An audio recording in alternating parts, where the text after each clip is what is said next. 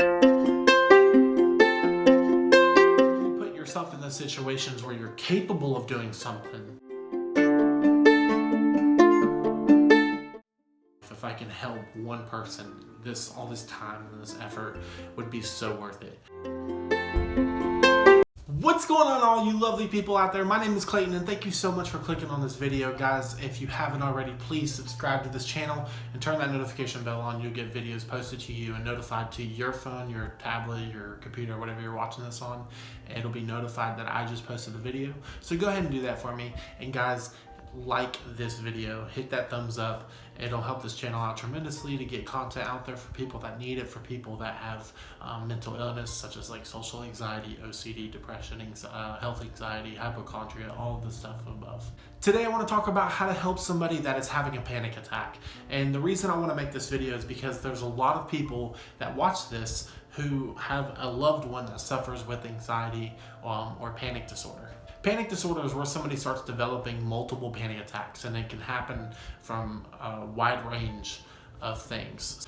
They might be triggered from like a social anxiety where they're having to give a big presentation, or it could be as simple as somebody just walking through a supermarket, and then they start noticing that their heart's beating a little faster, and they start to get short of breath, and then they start to freak out, and it just spirals out of control, and they end up having a panic attack. But see, this isn't just for your loved one. You can be able to help somebody that's having a panic attack no matter where you are, and you'll be able to help whoever. So today I'm talking about 3 things that you can do to stop somebody who's having a panic attack. Tip number 1 would be to remain calm. Now, of course, you don't want to add to the panic. You don't want to freak out. That's just going to make everything a lot worse. Having a calm presence is really reassuring for somebody that's going through a panic attack. And if you're just calm and you're relaxed, that person's going to see that, and that might help them realize, hey, I'm not going to die. On the other hand, if you start freaking out and you whip out your phone and you're like, oh my God, I don't know what to do. Should I call 911? Should I get you some water? Should I help you? Do you need anything? No, God, please, no, no! No! That's going to make the person a lot more anxious. Because when a person has a panic attack, it's a wave of fear that just smacks them out of nowhere. So they could be devastated, thinking that they're going to die. And when you start, and they're experiencing a traumatic event, so when you start acting like it's a traumatic event, then that just feeds more anxiety to the person that's having a panic attack. So really, if it's a loved one or if it's somebody that you don't know, present yourself as someone that's very calm and can distract or get their mind off of their panic attack. So if you have a loved one or if you see somebody who's having a panic attack, remember to always approach with calmness. Tip number 2 would be to not smother that person. What do you mean by that? Well, don't go up to them and try to comfort them with a big hug or holding onto their arm or holding on to whatever part of their body unless they ask for it. Typically when somebody's having a panic attack, they're extremely irritable and they kind of don't want to be touched. They kind of want to pace around, walk around, and try to sense if there's any danger nearby. So while a pat on the back or a rub on the back or rubbing on their shoulders may seem comforting to you, it can actually trigger a lot of anxiety for the person that's going through a panic attack, because they're feeling like, oh my God, this person has to do this. This person is trying to calm me down. Does this person have to be here every single time that I have a panic attack? Does this person have to do this every single time to calm me down? And their mind just starts to go crazy. Now, this is not for everybody, but of course, if somebody tells you that when they're having a panic attack, that they like to be comforted, go ahead and do that.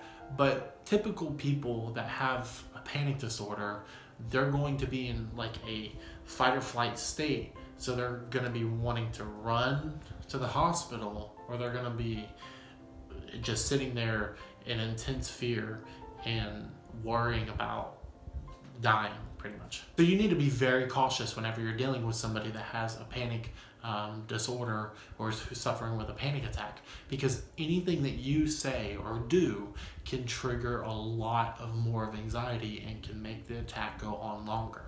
Typically, attacks only last 10 to 30 minutes, at most maybe hours. But the more you intensify the anxiety, the longer the person is going to feel panicky. Number 3 would be reassurance. Now, with every single panic attack, each one may be different, but there's something that all of them have in common. It's that they develop physical symptoms. So when you have a panic attack, you're going to experience physical symptoms. It's basic biology. Your brain senses that you might be in danger. All of a sudden, your blood starts flowing to your vital organs. Your heart starts beating faster. You just become sweaty. You become really short of breath. You become really dizzy, lightheaded, you get really nauseous. So making the person ground themselves and stand up to the anxiety while telling the anxiety in their mind that the symptoms that they're experiencing are very, very uncomfortable, but they're not dangerous to them whatsoever. The symptoms of a panic attack will not kill you. The symptoms of a panic attack will not make you go crazy. The symptoms of a panic attack will not cause you to do something that you can't control yourself. Of course, long term, where somebody has chronic anxiety, the internal reassurance is more important rather than the outward reassurance from other people saying, hey, you're okay, that's never really enough. But for panic attacks, it's really different because those are episodes of intense fear and what triggers someone to go to the hospital.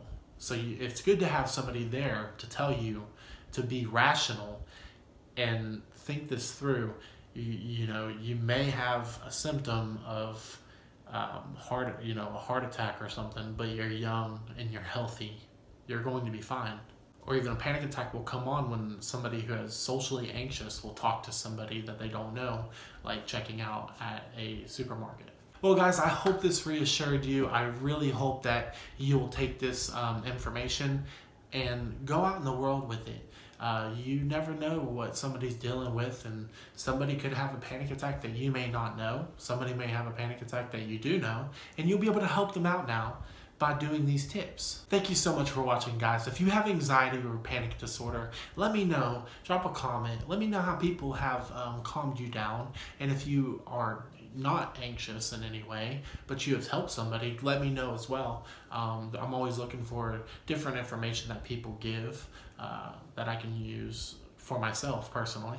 I appreciate you guys sticking around to the end of the video. Guys, I hope you have a great day. God bless, and I'll see you back here next time.